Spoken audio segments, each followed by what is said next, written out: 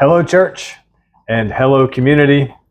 Well, we're glad to be back with you again this week. I'm glad to have Alice back with us again this week. Welcome back. Thank you.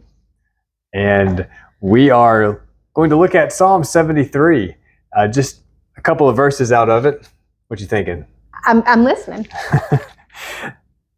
In Psalm 73, we have the psalmist whose name is Asaph, and he is basically lamenting or complaining or just expressing his discouragement because of what he sees going on around him.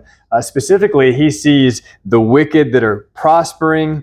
He sees people who are not following God but don't seem to be experiencing any consequences because of that. He sees a lot of prideful people and people that are even mocking God, and it just seems like they're getting away with it. And he's discouraged because of this.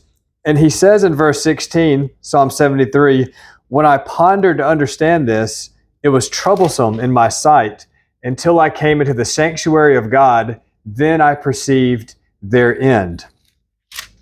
You know, all of us, I think, have feelings from time to time that it's unfair how our circumstances are turning out. Or we can relate to what Asaph is saying here as far as why are we following the Lord or trying our best to follow the Lord, and we know that others aren't, yet things just seem to keep falling apart around us or not working out like we would like them to work. And the others who aren't following God seem to be experiencing blessings. And I guess all of that would be a form of really suffering in terms of our outlook and not being able to process what's happening. But anytime we feel like that, where's the place to go? Well, we go to the Lord.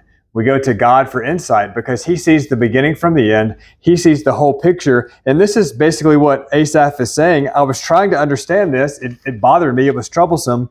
But I did get the right perspective on it when I came into the sanctuary. In other words, when Asaph the psalmist worshiped, when he focused on the Lord, when he tuned out everything else and just put his focus on God and experienced God's presence, drew near to God, that is when he got perspective. And that is when he saw their end. But even more than that, he was able to not look at things just from his position, from being right in the middle of things, but seeing the bigger picture, that glimpse that God gave him of how God sees things. So basically, worship gives you perspective, gives you God's perspective, because you're able to draw near to his heart and to see that things are not always going to be this way, but things are going to work out for God's glory and for your good because God is in control. And we're reminded of that when we worship. Excellent. We're reminded of that too when we go our own way, as the enemy did in the beginning, before God created man. Satan, with pride, wanted to go his own way and go above God and become greater than God. And when we choose and we want to go our own way, we're saying that we know better than God. One of the things that Alex McFarland shared this over the weekend when we were there was he put in perspective worship in a different way. You know, our thoughts are not as high as his. His ways are not our ways. His thoughts are not our thoughts. We cannot know our own way. And even when we think that we do, our heart is so often deceived. We often deceive ourselves. He said, God's call to worship him is an act of love. You know, some people who don't believe in God will say, what kind of God just wants you falling over yourself and worshiping him? Is he lacking anything? No. God is not lacking anything. If we worship him, it does not puff him up and make him greater. If we curse him, it doesn't take away from God. He is who he is. I am who I am, he said, and that's yesterday, today, or forever. Mm-hmm. Mm-hmm.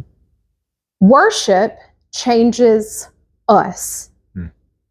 And it tunes us. It tunes our hearts and minds and spirit to his will, because we cannot even know our own path. We cannot see tomorrow. but he's already there. Mm-hmm. So when we come into the house of the Lord, or we come into his presence through prayer and worship, reading the Bible, visiting with our brothers and sisters, we're inclining to him, and he's tuning our steps to his way.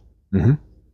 Yeah, that's good. And that's really what the psalmist was saying in Psalm 73, that worship changes our perspective. Namely, it gives us God's perspective. And so just another reason among many reasons to worship, to draw near to God, because that'll change your perspective. That'll give you the perspective that you need, that I need as we move forward. I need. Trust him. We all need. Yes. As we walk with God, we need his perspective. It's good to be back with y'all. It's good to have you back. Thank you. And we're looking forward to seeing you again next week. God bless. God bless you.